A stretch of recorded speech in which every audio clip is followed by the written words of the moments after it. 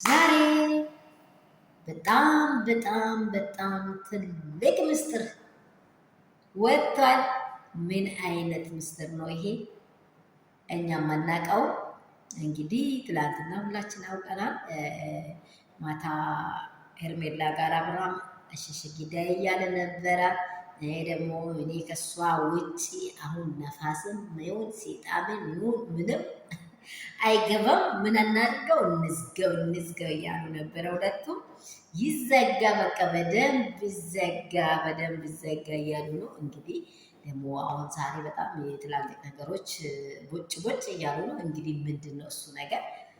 እንግዲህ እኛ የምናውቀው ምንድን ነው ይሄ ምስጢር የሚለውን ነገር ሄርሜላ ትላንትና ደግሞ ታየም ትክክለኛ የሆነ ነገር ስታወራ ነበረ።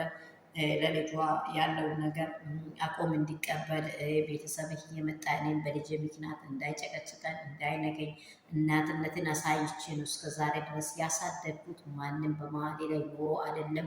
ያኔ በችግሬ ጊዜ ያልመጣ ልጄ በአደጋ ሰዓት በእኔ ላይ ይህንም ውጥንቅጥ የሚያመጣህን አንተም ሆንክ አንተ ቤተሰብን አቁም።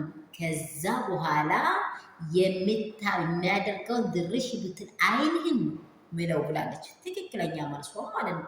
እውነቷን ነው። እንዳይኗ ብለ እንድታየው ልጅ ላይ መምጣት በጣም ትክክል አይደለም። ይሄን አብርሃም ሳይፈቅድ አብርሃም የሆነ ፊት ሳይሰጥ የእሱ ቤተሰቦች ሄዶ እሷን አይጨቅጭቋትም። እቺን ልጅ በሁለት መንገድ መጉዳት የለበትም። አንድ ከባሏ ወጣለች፣ ሁለተኛ ደግሞ ከልጇ ለማስወጣት የሚታገሉ ሰዎችን እናንተን እረፉ ብለናል፣ ኦዲየንሶችም እረፉ ብለናል። ይሄ ህግ የማይፈቅድም ሁኔታ የማይፈቅድም። በትክክለኛ መንገድ በህጋዊ እንደምትሄድ በቃ እርግጠኛ የሆነ ነገር አውርተዋለች። ሞኝን ሲመክሮት የቀኑት ይመስላል ብላለች። ፍቅርዬ ደግሞ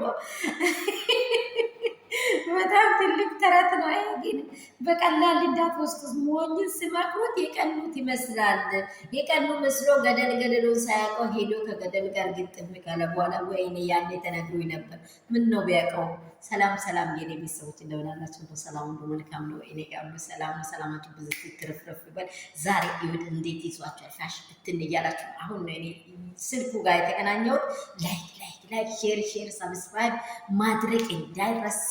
ትልቅ ምስጢር የአብርሃም ማን እጅ ገብቷል? ሄርሜላ እጅ ገብቷል። እሷን እንዲሰፍ ብላ ደንግጣ ተቀብላለች። ሙትዬ ለሄርሜላ ሰጥታለች። ምን አይነት ምስጢር ነው? እኛም አናውቀው።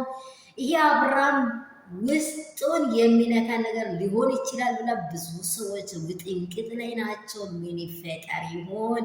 አብረን የምናየው ነው። ምስጢሩ ወደ ሄርሜላ እጅ ገብቷል። ላይክ ሼር ሰብስክራይብ